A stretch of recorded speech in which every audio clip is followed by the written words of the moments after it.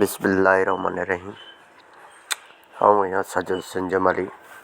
तव्हांखे ख़बर आहे त असां पढ़ी रहिया आहियूं सिंधी किताब क्लास 5 जो, जंहिंमें असां पहिरें लेसन में पढ़ी आयासीं लेसन हज़रत उस्मान गनी रज़ियल्लाहु तआला अन्हु जो।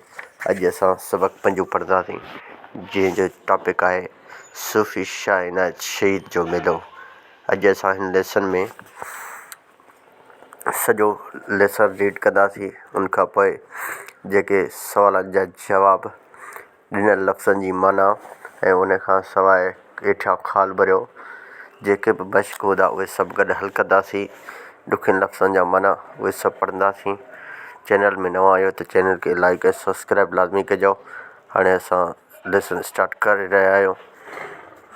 सबक़ खे शुरू करण खां पहिरियां तव्हांखे ॿुधाईंदो हलां त हिन सबक़ पढ़ण खां पोइ जेके शागिर्द हूंदा इन क़ाबिल थी वेंदा त रोज़मर्रा जी ज़िंदगी में कंहिं बि तख़लीक़ी या तनक़ीदी राय ॾेई सघंदा ऐं कंहिं बि तक़रीब या तहिवार या मेले में या कंहिं बि ख़ासि सरगर्मी ते पंहिंजी रद्दमल ज़ाहिर करे सघंदा ऐं दर्जेवार इबारत खे पढ़ी पंजनि मां घटि में घटि चइनि मालूमाती सवालनि जा जवाब ॾेई सघंदा। इबारत पढ़ी उन जी किरदारनि, वाक़िअनि ऐं नसीहतनि बाबति सवालनि जा जवाब ॾेई सघंदा।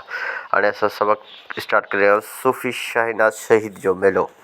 सिंध सूफ़ियुनि ऐं बुज़ुर्गनि जी धरती आहे, जिन हमेशह प्यार, मोहबत ऐं अमन जो सबक़ ॾिनो आहे। उन्हनि बुज़ुर्गनि जी प्यार, अमन, भाइपी ऐं इताअत जी तालीम ऐं तरतीब जे असर जे करे हिते जा माण्हू सदाईं प्यार ऐं अमन जा पैरोकार रहिया आहिनि। सिंध जो को बि अहिड़ो वाहण या वसंदी न आहे जिते अहिड़नि बुज़ुर्गनि सूफ़ियुनि जी मज़ार न हुजे।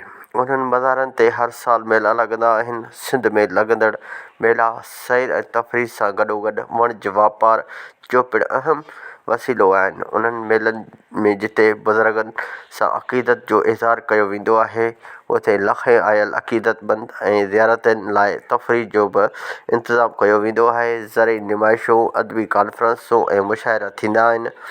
मुख़्तलिफ़ हुनरनि जा स्टॉल, सर्कस, झूला, रांदियुनि, मिठाइयुनि ऐं खाधे पीते जा दुकान बि लॻाया वेंदा आहिनि। मेलनि जे बाज़ारनि में वॾो कारोबार थींदो आहे। सवें दुकानदार जिते मुनाफ़ो कमाईंदा आहिनि, उते माण्हुनि जी तफ़रीह ऐं विंदर जो सामान बि मुहैया थिए थो। सिंध में अहिड़ा केतिरा ई नंढा तोड़े वॾा मेला लॻंदा आहिनि। सूफ़ी शाह इनायत शहीद रह जो मेलो उन्हनि मेलनि मां कुझु मुख़्तलिफ़ आहे। शाह इनायत जो पूरो नालो शाह इनायत अल्लाह वल्द मखदूम फ़ज़ल-उल्लाह। संदनि वॾा बगदाद जा हुआ, जितां लॾे अची उच शरीफ़ में रहिया। उन खां पोइ सिंध जे ॻोठ नसरिया में आबाद थिया। उन बैदि मीरानपुर में अची रहिया, जेको मौजूदा चौक शरीफ़ जे ओभर पासे वेझो आहे। सूफ़ी शाह इनायत मीरानपुर में सन 1066 हिजरी मुताबिक़ 1654 ईस्वीअ में पैदा थियो। इब्तिदाई तालीम अरबी, फ़ारसी ऐं क़ुरान मजीद मुकमिल करे जवानी में मुल्तान जे बुज़ुर्ग कामिल दरवेश शाह शम्स खां फ़ैज़ हासिल कयाईं। उन खां पोइ हैदराबाद दख्खन में शाह अब्दुल मालिक बुरहानपुरी जे सोबत में 5 वरह गुज़ारियईं। खेसि शाह अब्दुल लतीफ़ हिकु ॻाढ़ो खरको, तरार ऐं टोपी ॾेई सूफ़ी जे लक़ब सां नवाज़ियो हो।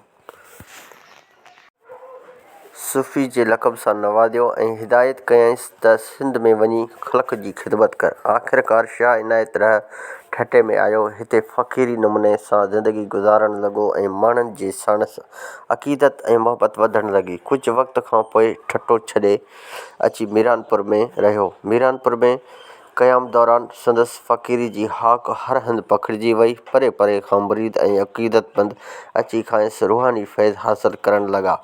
शाह इनायत रह खे हारियुनि ऐं ग़रीबनि सां घणी हमदर्दी हुई। उन करे हिन हारियुनि जे हक़नि जी हिमायत कई ऐं पैग़ाम ॾिनई त जो खेड़े सो खाए। जेका ॻाल्हि भरपासे जे बाअसर ज़मींदारनि ऐं वॾनि माण्हुनि खे पसंदि न आई, उहे वक़्त जे हाकिमनि सां गॾिजी शाह इनायत रह ऐं संदसि फ़क़ीरनि जे ख़िलाफ़ थी पिया। सन 1128 हिजरी मुताबिक़ 1715 ईस्वीअ में नवाब आज़म ख़ान मुग़लनि पारां ठठे जो गवर्नर मुक़ररु थी आयो। हिन शाह शाह इनायत ऐं संदसि फ़क़ीरनि खां ढल जी घुर कई। इनकार करण ते नवाब आज़म ख़ान मुक़ाबले मक़ामी हाकिमनि ऐं बाअसर माण्हुनि जे मदद सां वॾो लश्कर वठी मीरानपुर जो घेरो कयो।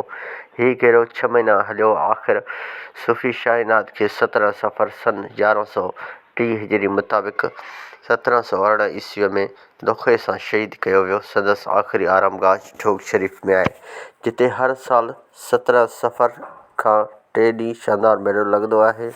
उते वॾे तइदाद में मुरीद ऐं अक़ीदतमंद ईंदा आहिनि। मेले जे मौक़े ते सूफ़ाणो कलाम ॻायो वेंदो आहे।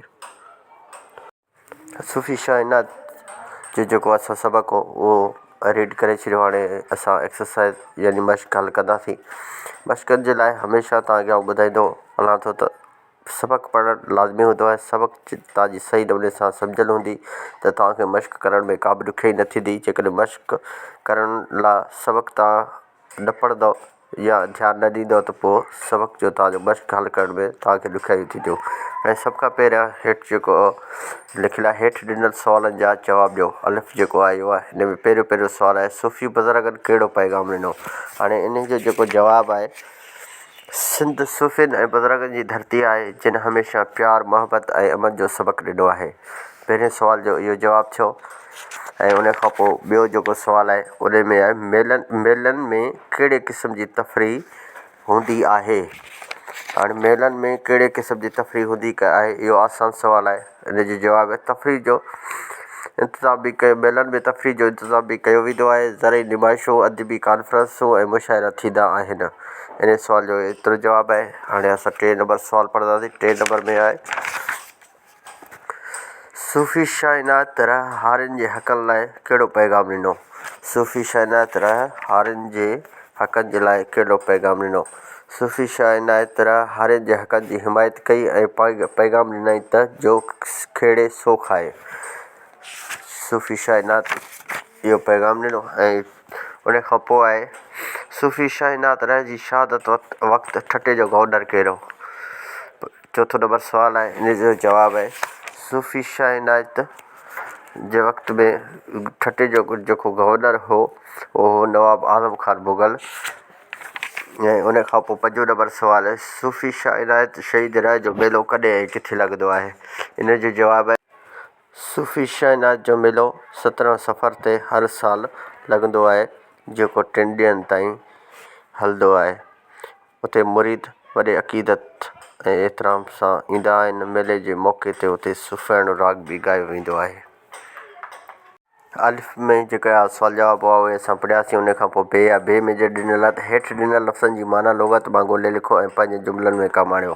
हाणे लुग़त जी तव्हांखे ख़बर आहे त किताब जे पोयां हूंदो आहे। हाणे लफ़्ज़ आहे तफ़रीह। तफ़रीह जी जेका माना आहे विंदर। हाणे इन खे जुमिले में इस्तेमालु करिणो आहे। सिंध जे मेलनि में तफ़रीह जा कई प्रोग्राम थींदा आहिनि।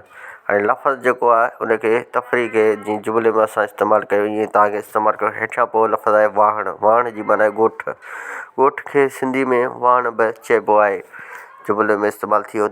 दर्स माना सबक़ु। सूफ़ियुनि हमेशह प्यार मोहबत ऐं अमन जो दर्स ॾिनो आहे। इहो इन जो जुमिलो थियो। तफ़सीर जी माना सम्झाणी।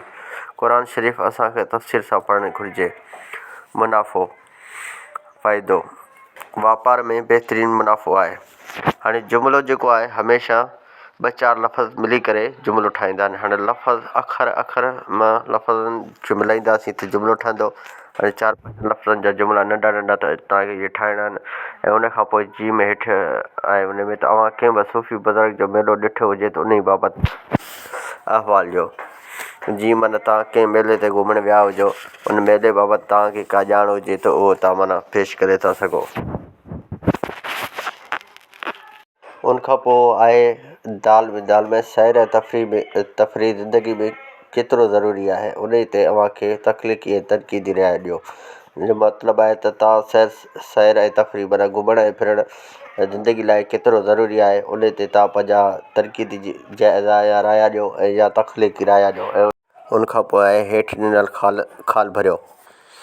पहिरियों नंबर ख़ाल आहे, सूफ़ी शाह इनायत शहीद रह जी मज़ार ख़ाल में आहे।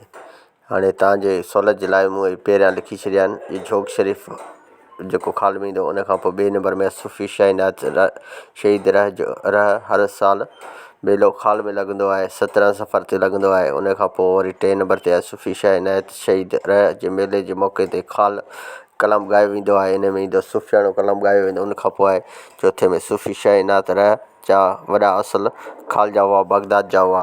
हाणे आख़िरी नंबर ते आहे मीरानपुर में रहण दौरान संदन फ़क़ीर जी खाल हरंद पखिड़िजी वई।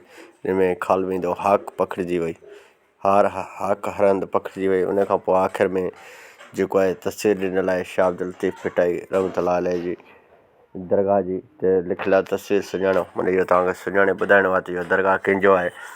इहे जेके हुआ असां सबक़ु सूफ़ी शाह इनायत पढ़ियोसीं, उन्हनि जा एक्सरसाइज़ मश्क मुकमिल हल कयासीं। लेसन जेकॾहिं पसंदि अचे, सबक़ु पसंदि अचे त दोस्तनि सां गॾु लाज़मी शेयर कयो ऐं कमेंट लाइक लाज़मी कजो।